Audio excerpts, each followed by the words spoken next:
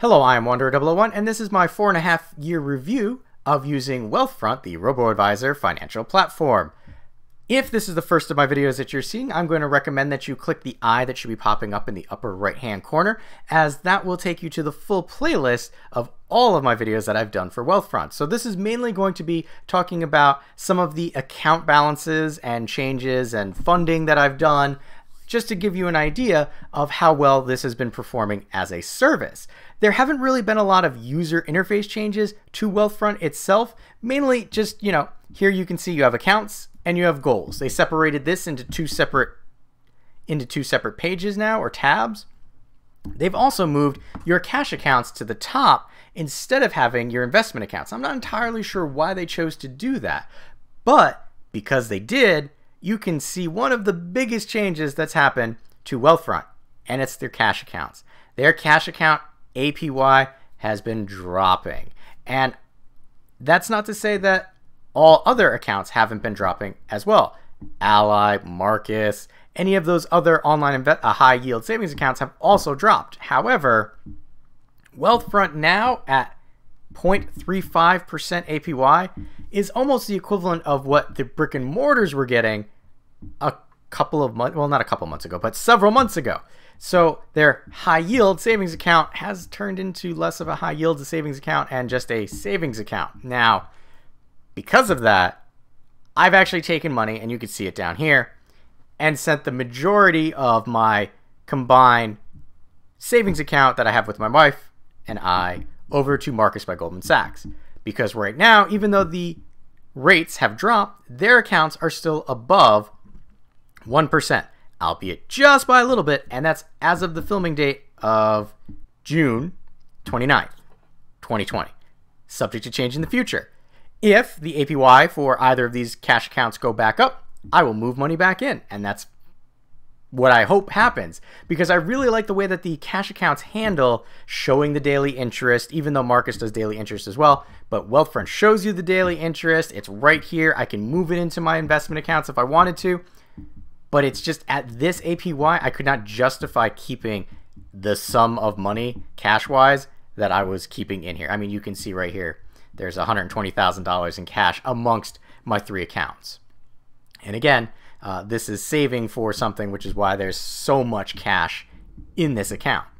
Now, with that said, and before we get into the actual investment accounts, there are plans to move Wealthfront to the future in self-directed money or self-driving money.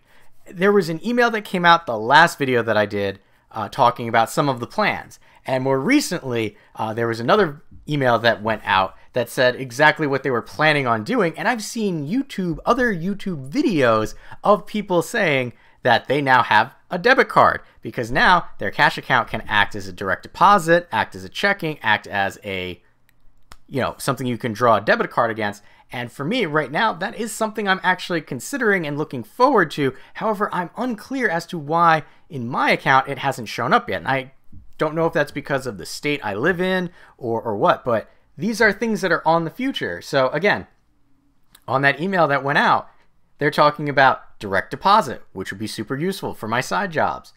Pay your bills, again, super useful for my side job. Make purchases with Apple Pay and Google Pay, beautiful for the side jobs. You can pay your friends like Venmo and PayPal right from your cash account. Not as useful for my business account, but you can see what they're looking to do, and I'm just not entirely sure why they haven't done that with my account yet. Again, there's 1 or 2 YouTubers that I've seen put out videos with the debit card.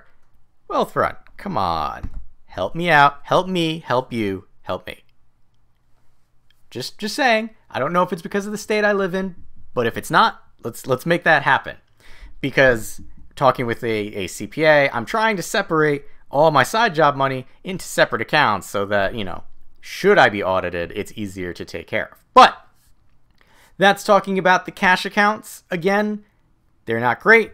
They're better than your brick and mortar, because my brick and mortar is getting 0.004% APY. So this is still better, although there are other choices out there, and I hate to say that, that are slightly higher. But should Wealthfront decide to increase theirs, I will bring money back in.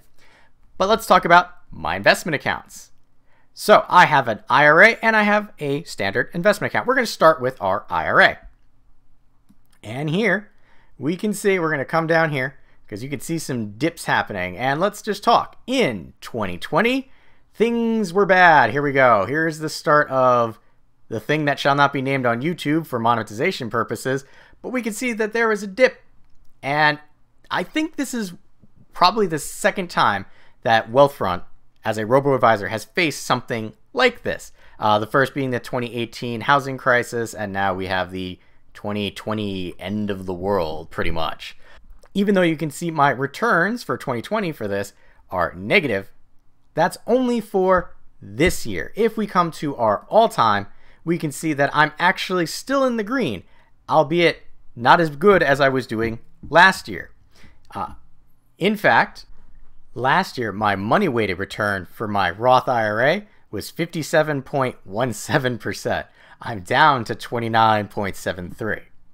If we're looking for more of a time-weighted, again, that looks pretty good. But prior 6 months, back in January before everything hit the fan, I had 58.35%. Now we're at 45.41%. Is that good? It's still good. It's not great compared to what it used to be, but it's still pretty good. Now, if we come back up to the top, we're going to come over to my investment account, and we're going to scroll this down, and we're going to look at 2020. And again, here's our dip. Took a little bit longer for this one because I've had it for less time. And you can see it's at negative 6%. However, tax loss harvesting, let me tell you, the second the market started going down and things started going sideways, tax loss harvesting kicked in. Here you can see March 16th. March 16th, it started. I had several taxable tax loss harvesting events. And you could see just for 2020, I have already harvested $833. If we compare that to 2019 with 86, 2018 was my highest at 174, 21, and 4. So by far, the more you have, the more you can actually save with paper losses. But let's talk about overall.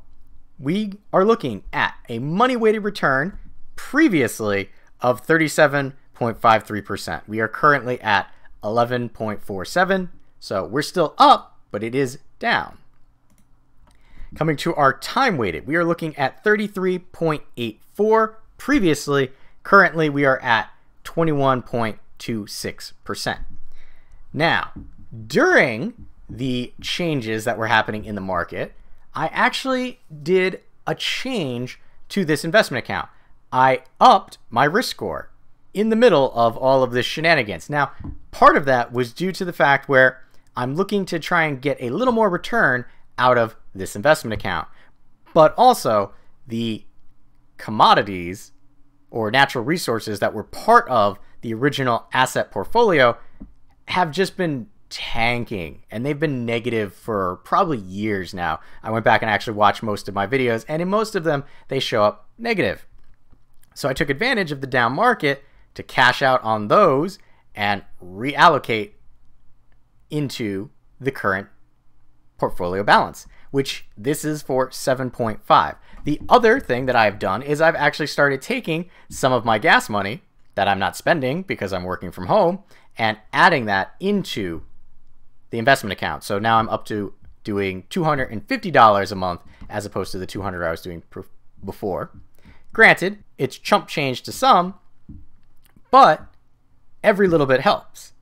And, should things continue this way, I will probably be able to up it another $50 so I can actually put $300 in here a month. Again, this is my personal outlook. Yours might be different, but this is just me telling you what my experiences have been using Wealthfront.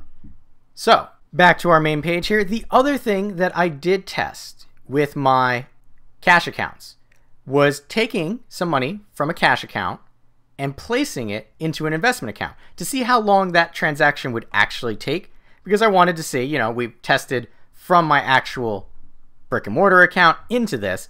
And what I found is it's roughly a day. So you start the transaction. If you start it before 10 o'clock, then you're more likely to get it processed. If you do it midday, you'll be waiting until the next day for it to process. So it's not terrible. Like the self-driving money model that they are moving towards, if they gave me the debit card and checking features for this account, would be much better. But they're definitely on the right path. Now, again, some people might not like the Robo and the hands-off approach. Me, myself, I like being able to add money and just have it do what it needs to do. I went back and I watched all of my old videos before doing this video because I was trying to find something aside from just talking about the accounts and how they were doing that I could share with you in changes that were made. And I noticed the further along my financial path that I was going, the more involved I was getting. I was adding more money. I was making changes to the account, trying to optimize the hands-off approach, which is perfectly acceptable and fine for most. Last bit, I did complain in my last video about the cash accounts not having their paperwork show up in the documents area early enough for my liking. Wouldn't you know it, after I put that video out, there was a new line in the documents area saying that, hey, don't worry, those documents will be coming by said date. And I did have them before taxes, so that was perfectly fine. So all in all, Wealthfront is a very good hands-off robo-advisor. It is becoming more and more useful as time goes on. So I do hope that they continue to make it as useful as they have. Now, quick pandering. If you use the affiliate link that I have down in the description area below, you can get $5,000 of assets managed for free. Even if you were considering Wealthfront for a cash account, which right now, not gonna lie, probably not the best idea. There are other better options out there. But if you wanted to start off with a cash account and move into an investment account, I highly recommend using the link down below. Using that will get you $5,000 of assets managed fee-free. And again, you might not be planning on doing this now, but in the future, you never know what happens. It doesn't hurt you clicking the link. And if you do, you help me out by giving me an extra $5,000 of assets managed fee-free. After that, you can get your own affiliate link and you can share it with all your friends. So, I have been Wanderer001. This has been my 4.5-year review of Wealthfront, robo-advisor, asset manager, self-directed money platform, whatever they're going to brand this going forward. And I know the second that I stop doing this video, I'm going to get that debit card or they're going to announce a new feature. So sadly, we're going to have to wait 6 months for that update. But for now, these have been my thoughts on utilizing the platform for 4.5 years. If you have any questions or comments, please feel free to leave them in the area below. And as always, thanks for watching.